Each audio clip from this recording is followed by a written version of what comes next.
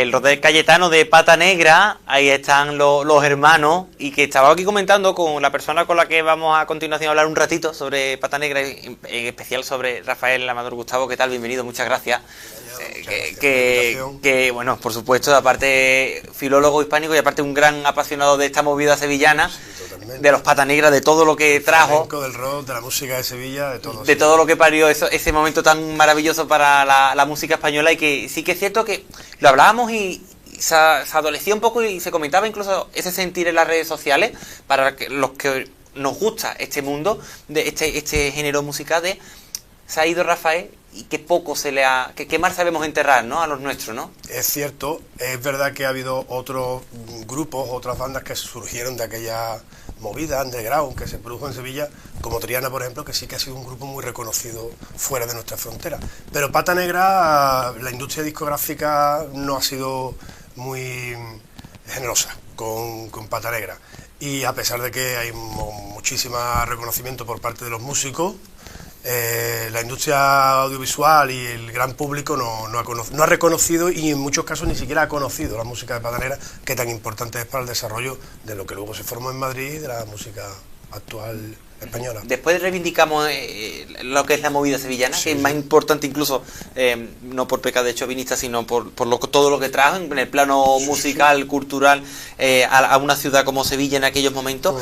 Pero nos centramos en Rafael Amador, que quizás es una persona que se habla de Pata Negra y parece que el perfil bajo siempre lo ha tenido él, ¿no? Y después analizamos la historia y no somos conscientes o no nos damos cuenta de la importancia del calado que ha tenido en la historia de la música, y en concreto en este grupo, de una familia completamente humilde y llegando a lo más alto junto a su hermano. Sí, bueno, ellos nacieron, tanto Rafael como Raimundo. Rafael es el más pequeño de los dos, pero con una diferencia de 9 meses y 13 días.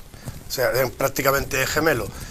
Nacieron en una chabola, tampoco una chabola, era una especie de chozo que había en las afueras de Triana, en Chapina. Hoy es una zona de un valor urbanístico incalculable, ¿no? Ahí en la zona de Calle Castilla, la Basílica del Cachorro, la Torre de Sevilla, pero entonces no era más que un eucaliptal con una zona, un barrizal, que se inundaba cuando las crecidas del río venían, y esto es casi premonitorio, porque B.B. King también nació en una barraca en una de los pantanos del Bajo Mississippi, a quien ellos tanto admiraban y a quien tanto imitaron o con quien tanto colaboraron.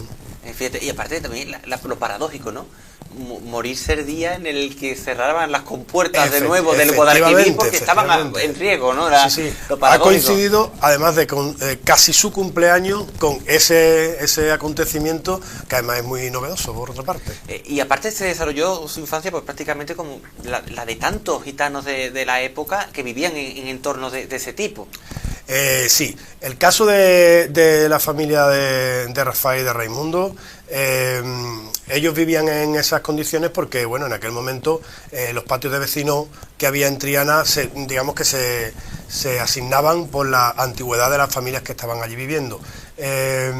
Su padre era también guitarrista, no profesionalmente, pero sí que tocaba en los tablaos, sí que digamos que colaboraba en las fiestas, y más o menos así va tirando hacia adelante. Cuando la familia se amplía, pues él ve que con lo que va sacando de esas participaciones en los tablaos y en las fiestas, no le da para mantener a la familia, y entonces pues sí que se dedica a la venta ambulante en los mercadillos, pero les enseña a Rafael, a Raimundo y posteriormente a Diego a tocar la guitarra e incluso otros instrumentos, y ya a los 12 años estos dos genios están buscándose la vida por Sevilla, tocando la guitarra. Prácticamente podemos incluso mezclar la picaresca, mezclar una novela de la época para hacerse entrar y poder conseguir algo de ingreso, ¿no? en la Sevilla de aquel momento. A mí me ocurre, Eugenio, cuando voy a Sevilla y me siento en una terraza y veo que hay unos chicos que se acercan tocando la guitarra y tocan una rumbita, una bulería, que observo que últimamente hay gente que parece como que le molesta, ¿no? Y yo siempre pienso en Rafael y Raimundo, porque es que ellos se ganaban la vida con 12 años, subiéndose en un autobús desde su barrio, que hablaremos ahora más adelante de él, y se le ponían a tocar a los turistas, bueno, para que le dieran para unas moneditas, para comerse un bocadillo, o incluso para coger el autobús de vuelta a su barrio, ¿no? Con 12 años. Y Y claro, cuando yo me enfrento a esas situaciones en las que veo digo, igual de aquí podría haber salido o puede estar saliendo el nuevo genio de la música que va a cambiar el paradigma del flamenco en el que estamos ahora, que siempre tiene que seguir avanzando.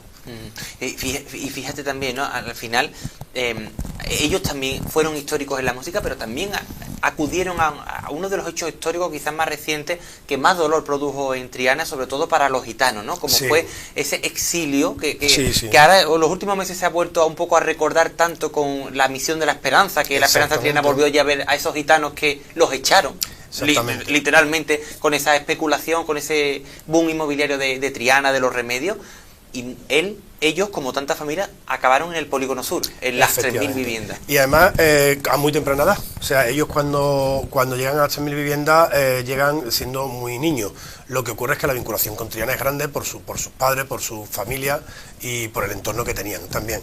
Pero también se sentían muy de las 3.000 viviendas. Normalmente cuando hablamos de las 3.000 viviendas lo hacemos en un modo genérico, en el imaginario colectivo, y nos estamos refiriendo al Polígono Sur. El Polígono Sur lo componen muchísimas barriadas, las 3.000 viviendas, las 800 viviendas, las casitas bajas, la barriada Romero Murube, Martínez Montañés, las letanías, y a todo eso nosotros en nuestro imaginario colectivo lo llamamos las 3.000 viviendas, pero eso en realidad es el Polígono Sur. Pero sí, ellos son concretamente las 3.000 viviendas y de esa zona a la que llaman Las Vegas, que no es por Las Vegas americanas, que es por Las Vegas del Bajo Guadaira, que es por lo que se llama así. Y que, sin duda, en ese momento en el de constante llegada de familiares, de amigos, todos con los mismos problemas, eso también marca, ¿no? Ese desarraigo, ese cortar el cordón umbilical con tu barrio también marca, ¿no? En todo, ¿no? Rafael decía muchas veces que él era un guitarrista salvaje, indio, apache.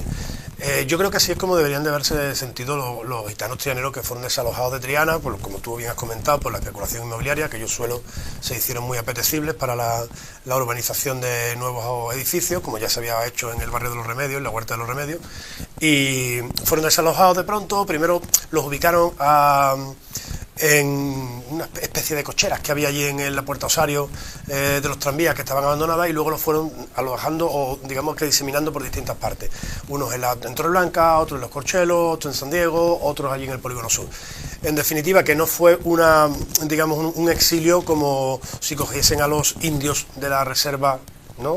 Cogieran a los indios americanos y los metieran a todos en la misma reserva. No, ahí estaban diseminados, ¿no? Y eso creó mucho desarraigo, creó mucho dolor en el pueblo gitano, y de alguna manera, el pueblo gitano de Triana, y de alguna manera está impreso en las manifestaciones artísticas de Rafael desde un primer momento. Yo creo que el sentimiento de desarraigo y de preocupación por el futuro del barrio también, porque él también se sentía muy de su barrio, de las 3.000 viviendas, es lo que hizo que se convirtiese en un guitarrista, como él mismo decía, apache, salvaje, indio, ¿no? Porque estaban en una pequeña reserva india. Y hablando de indio, y hablando de salvaje, y hablando de ese desarraigo, de esa mezcla musical, llega en un momento en el que ese influjo, quizás un poco sobrevenido, incluso no se lo esperaba el propio régimen, de esa llegada, esa influencia de la música norteamericana, de la música yankee, ¿no? Claro, y la llegada, y la cultura en general. Es muy paradójico que el régimen franquista, bueno, fue quien facilitó la instalación de bases americanas en nuestro territorio, y que esas bases americanas fuesen quienes surtieran no solo de música, cine, cómics y todo lo que era la cultura popular americana, a una serie de jovenzuelos que no habían conocido otra cosa más que las tradiciones nuestras, que muy valoradas por otra parte, y que encontraron un nuevo cauce de expresión, ¿no? Y entonces, claro, pues no fueron detectados en un primer momento, y mientras no fueron detectados, pues se fue formando ese movimiento hippie, que el primer punto de conexión, siempre se habla de Ibiza, pero yo creo que el primer punto de conexión o de unión con España es Sevilla, esa Sevilla underground que se produce en los 60 y 70. Y ahí también estaban los Amador. Sí, pues eran muy jovencitos porque cuando, digamos que esta movida underground de Sevilla toma cuerpo ella, sobre todo a partir de finales de los años 60 y principios de los 70. Las épocas anteriores también habían sido importantes, porque había un club que era el Club Don Gonzalo en Los Remedios, que era propietario Gonzalo García Pelayo, que luego fue el productor de Triana, el primer disco de Lori Manuel, de los primeros en Más, en definitiva, que había determinados espacios donde toda este cauce de nueva expresividad tenía vía libre, ¿no? Estaban los músicos americanos de la base o aquellos americanos que estaban, soldados americanos que salían de permiso, pues iban a esos clubes, se mezclaban con los gitanos y bueno, salía aquella letrilla que escribió Kiko Veneno en su momento, de los negros y los gitanos, Dios los hizo como hermanos. Y que fue realmente un boom, ¿no? Lo que supuso, porque tú también lo recordabas cuando estábamos preparando la entrevista, en el momento en el que Rafael Amador escucha a Jimi Hendrix, ¿no? Sí, fue a través de Kiko Veneno. Kiko Veneno estaba buscando... Kiko Veneno era José María López Sanfeliu, o sea, nacido en Girona, afincado en Sevilla, era un funcionario de la administración pública, pero él estaba metido incrustado en todo el mundo de la contracultura y de la cultura del entresuelo, en distintas manifestaciones teatrales, poéticas, musicales, y él estaba en búsqueda continua, ¿no? Y un día, pues en una de esas salidas que Raimundo y Rafael, digo por este orden porque Raimundo es el mayor, tenían desde su barrio de las 3.000 viviendas a Sevilla para ganarse unas moneditas, pues Kiko los escucha y se queda prendado y él piensa que ha encontrado el maná, ¿no? De hecho, estos son los míos con los que yo voy a poder hacer todo lo que quiero. Entonces, a partir de ahí es cuando le da a conocer no solamente la música, sino la música, la estética, ¿no? Ya hay por ahí algunas imágenes, que creo que son las primeras en las que aparece Veneno, me refiero a registro audiovisual, con Rafael ya con el pelo pintado de blanco, una ceja con brillantina de purpurina y con una estética muy pop. Imagino que le enseñaría cómo vestía Jimi Hendrix, cómo vestía David Bowie y todos estos artistas, y a él le fascinó, porque creo que Rafael, desde un primer momento cuando Kiko le abre todas estas puertas, es el más permeable y el más atrevido, el más arrojado. Raimundo es más conservador en un primer momento, porque además Raimundo tocaba con la familia Montoya, que era una gran familia flamenca, donde sale Lole Montoya y luego forma el dúo Lole Manuel con Manuel Molina, y era más reticente, ¿no? Y entonces yo creo que Raimundo retenía más y Rafael se tiró de cabeza a las nuevas expresiones musicales y a lo que le planteaba Kiko Veneno, además de una forma muy intuitiva, ¿eh? No...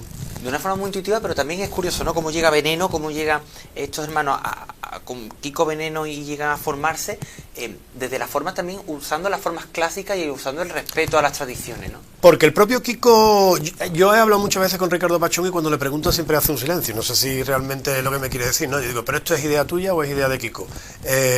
Kiko realmente había estudiado mucho cómo se produjeron las vanguardias en España por influjo de las vanguardias europeas, las vanguardias francesas sobre todo, y no había sido un fenómeno igual que el que había ocurrido en Francia, ¿no? Aquí se había acudido a la tradición para revisitarla y renovarla.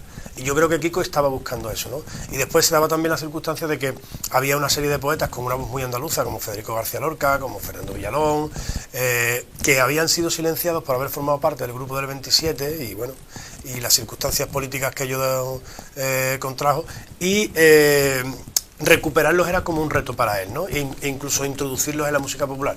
Yo siempre pienso que Lorca jamás habría pensado que sus poemas, que estaban escritos con música, porque él también era músico, podrían llegar a tener la trascendencia que han tenido en la música popular española después, y que estaría súper orgulloso.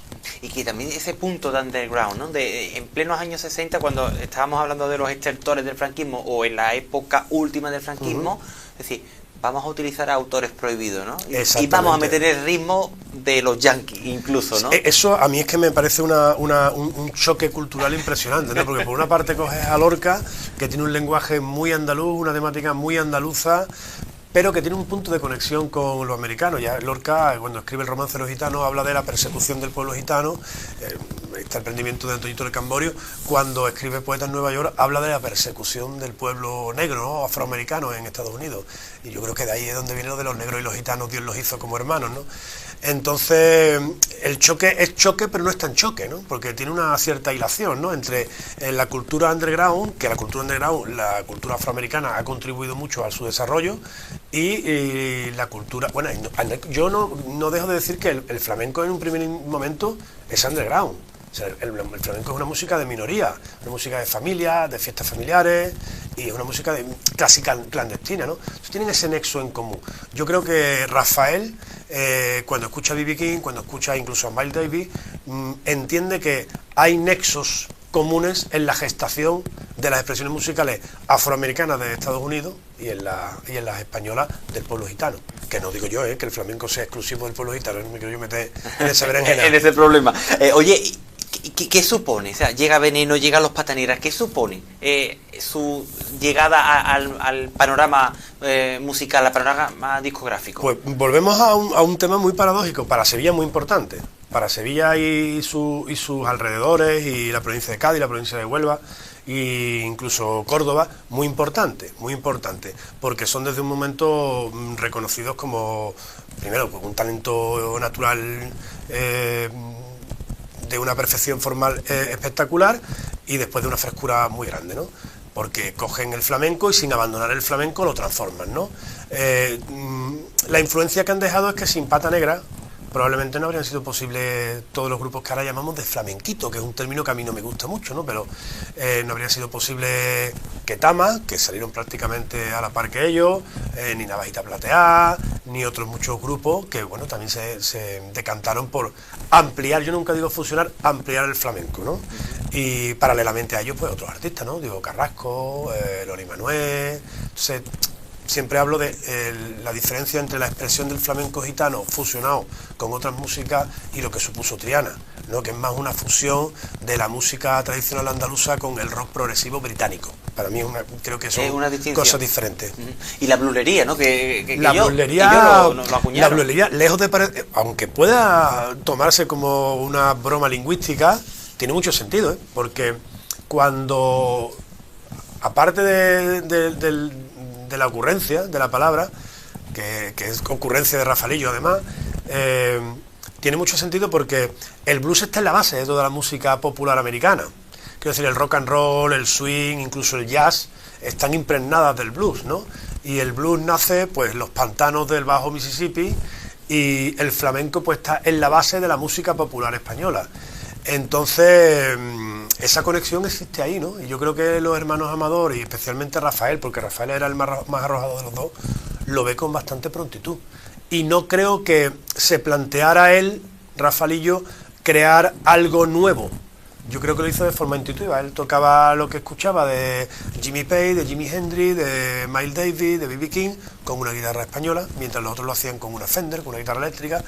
Y me hubiese gustado a mí saber si estos hubiesen sido capaces de hacerlo al revés, ¿no? Porque las guitarras españolas tienen las cuerdas bastante más duras que una guitarra eléctrica, ¿no?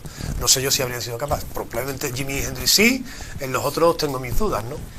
Y la influencia que tú me preguntabas, Eugenio, es más la influencia en otros músicos que en la industria discográfica española. La industria discográfica española empezó a mirar a Pata Negra a partir de los años 90.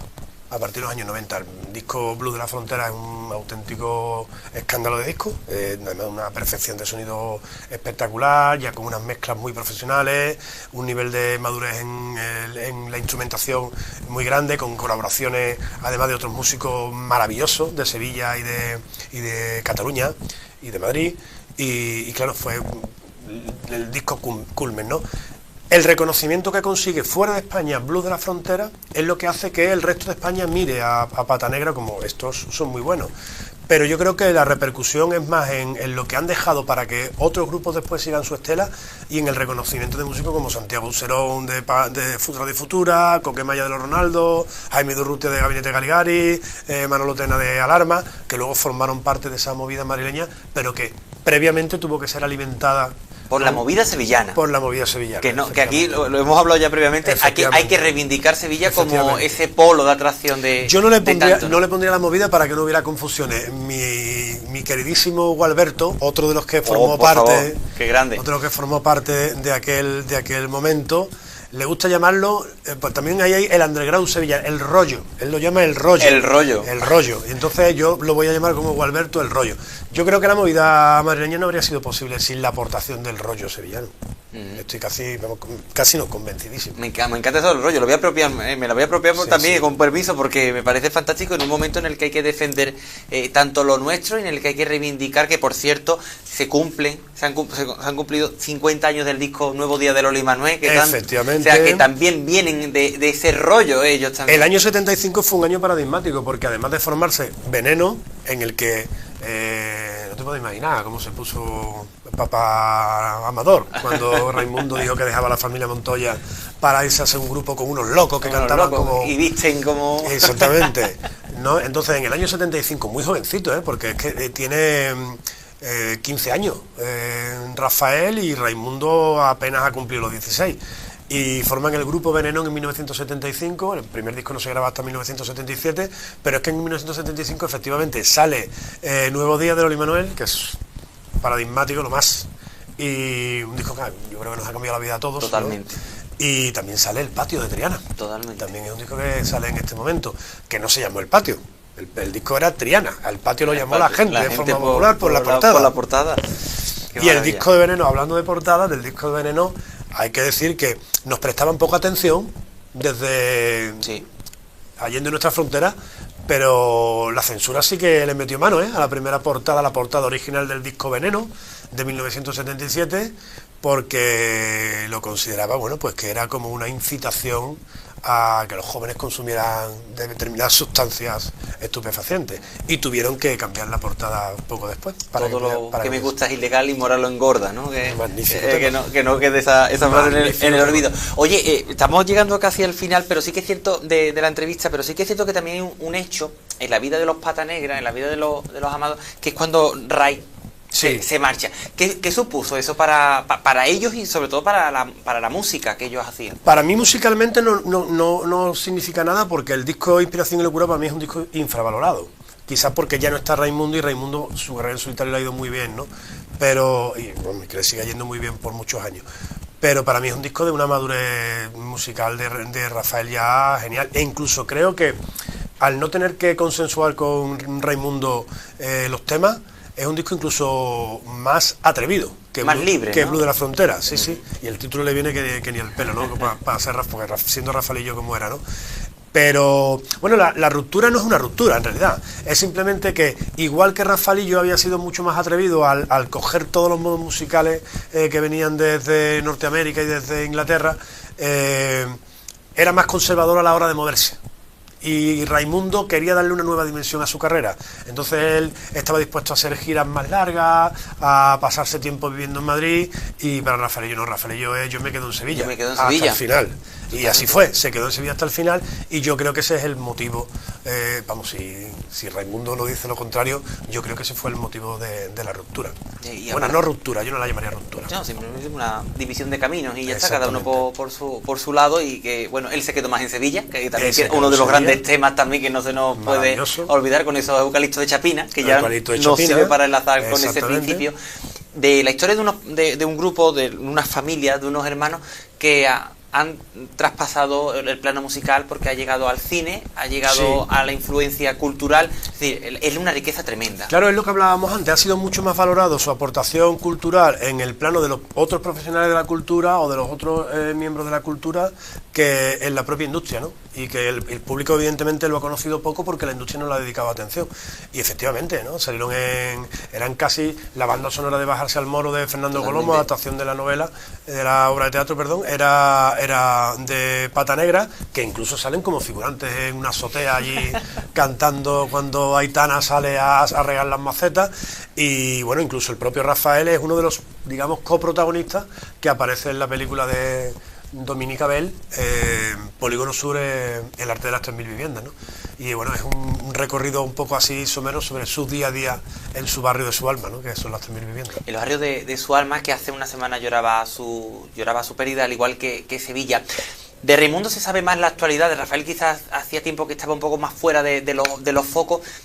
No sé cómo valora en este final de entrevista, Gustavo, cómo Sevilla lo ha valorado, cómo Sevilla lo ha reconocido, cómo su ciudad lo ha tenido presente.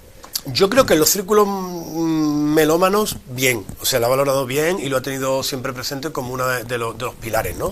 Del desarrollo del underground sevillano, del rollo sevillano. Pero quizá menos que otros artistas, quizá menos que Silvio, quizá menos que Triana, quizá menos que Loli Manuel. Creo que por el propio carácter de Rafaelillo. Rafaelillo era una persona que era muy, muy tímida. Él solo se transformaba cuando estaba en el escenario, pero en el momento en el que terminaba la actuación estaba deseando de bajar, no quería los focos. quería volver con su familia, estar tranquilo, y yo creo que eso es lo que hizo que a lo mejor en Sevilla no se le tenga la misma consideración que a otros maravillosos artistas como Jesús de la Rosa, Silvio, Loli Manuel, o bueno, cualquiera que pudiéramos nombrar de aquella época, ¿no? Oye, tú dices que te acuerdas cuando ves a los chavales estos cantando por las Sí. terrazas, ¿te acuerdas de esos 12 años de Raimundo, de Rafael? Claro, claro. ¿Hay posibilidad de que aparezca otros de este tipo?